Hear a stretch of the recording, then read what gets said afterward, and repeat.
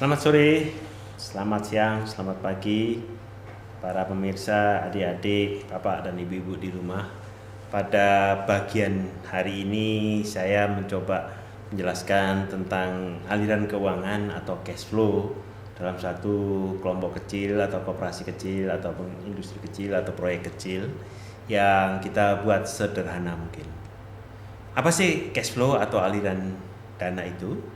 Adalah suatu, kita sebutkan adalah urat nadi dari satu perusahaan atau usaha atau suatu kegiatan, karena cash flow ini adalah darahnya istilahnya daripada suatu kegiatan itu sendiri.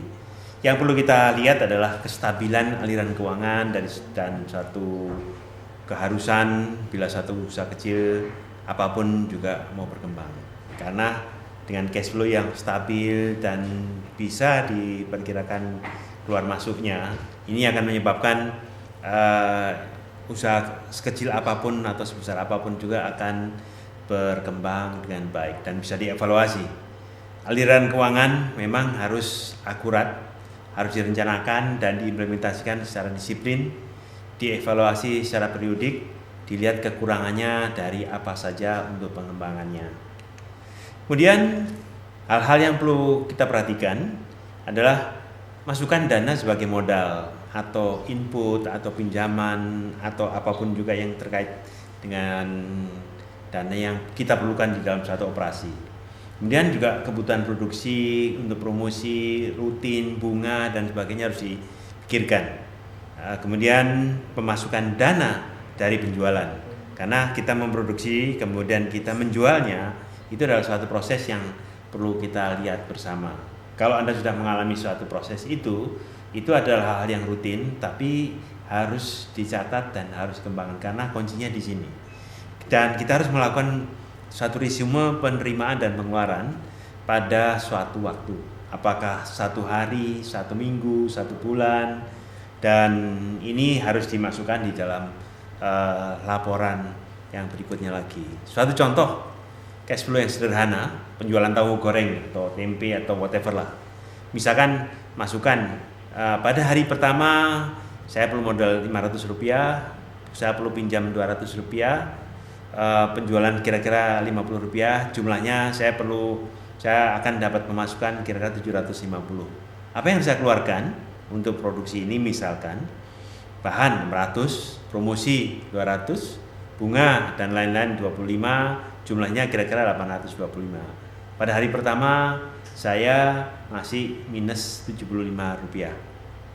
Kemudian minus Rp75 itu kita taruh di hari kedua, dan kalau kita mau operasikan kita perlu minimal pinjaman 500 misalkan, di mana penjualannya mulai naik 250 dan jumlahnya pada hari kedua 675 pemasukannya. Tapi pengeluarannya, bahan kita memanfaatkan bahan yang lalu dan kita memerlukan bahan yang sedikit, kira-kira Rp400. Kemudian kita perlu promosi yang kontinu, kita memerlukan lebih kecil 150.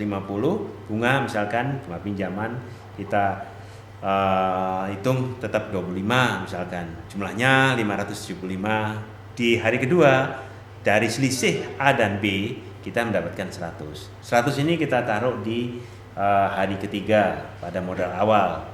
Kemudian pinjaman, kita memerlukan pinjaman lagi sekitar 200 karena kita mempunyai penjualan kira-kira Rp500, dan penerimaan kita hari ketiga adalah Rp800, di mana pengeluaran kita sekitar 300 untuk bahan, promosi turun jadi 100, bunga juga turun menjadi 20 sehingga jumlahnya 420, dan di sini kita mempunyai selisih kira-kira Rp380 keuntungan.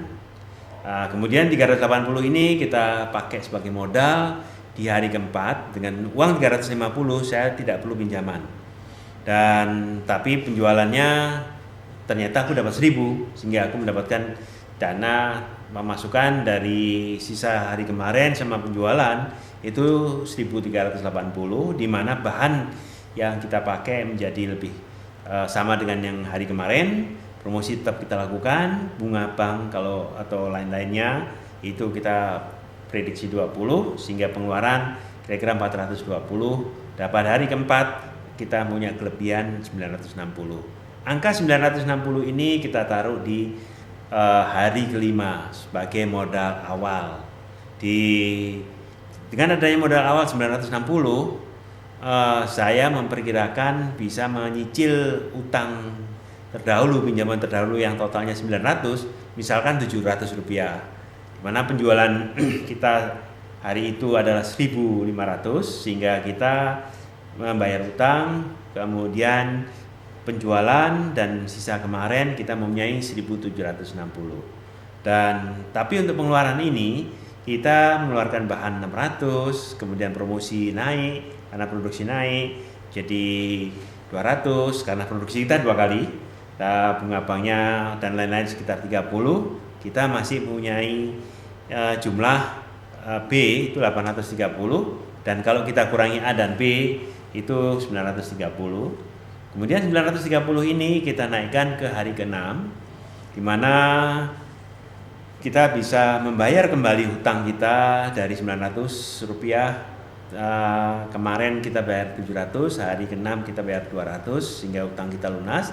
Tapi karena mungkin hujan atau karena sesuatu hal, omset kita turun jadi 1.250, tapi income kita tetap naik 1.980. Dimana pengeluaran kita naik juga karena bahan juga makin banyak, kemudian promosi dan lain juga perlu ofensif, dan bunga kecil karena kita tidak memerlukan bunga, tapi kegiatan lain-lainnya sekitar 15, sehingga kita mempunyai sekitar 1.015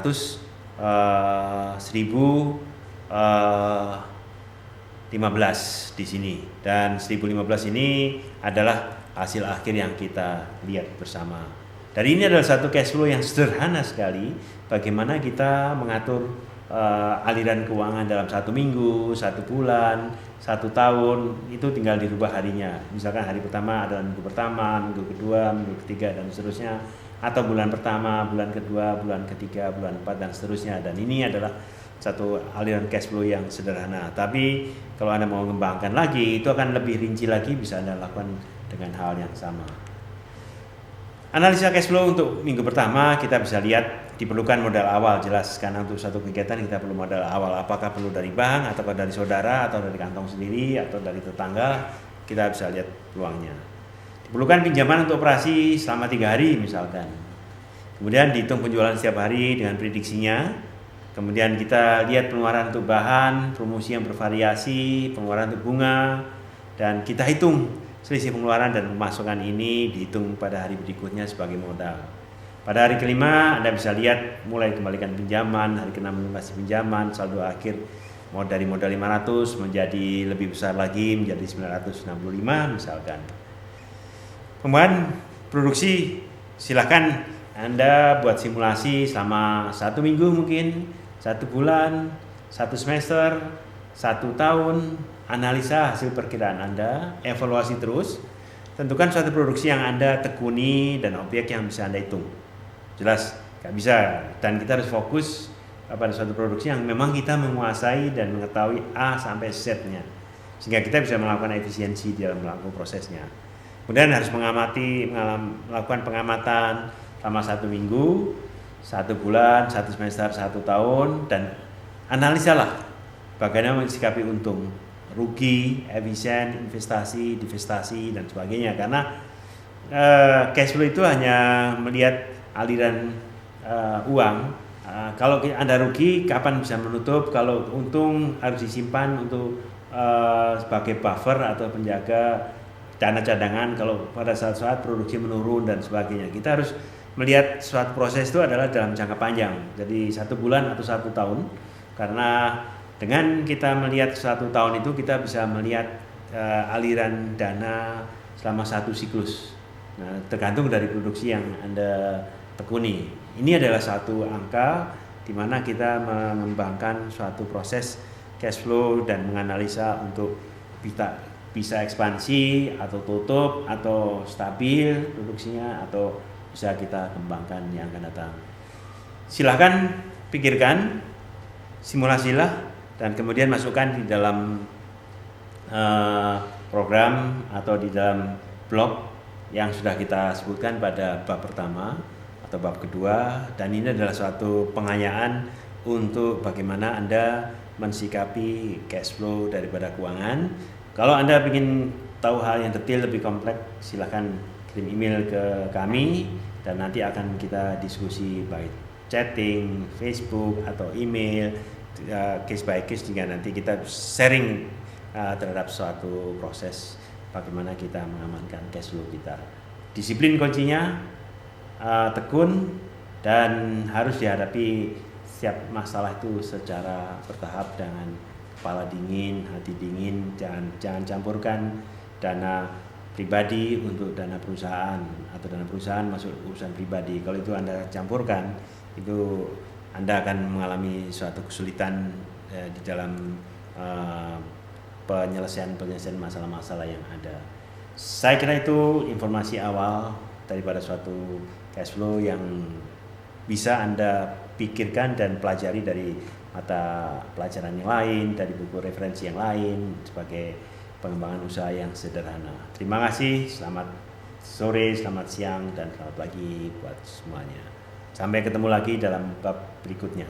Selamat berkarya dan lakukanlah mulai sekarang, dan disiplinlah dalam menulis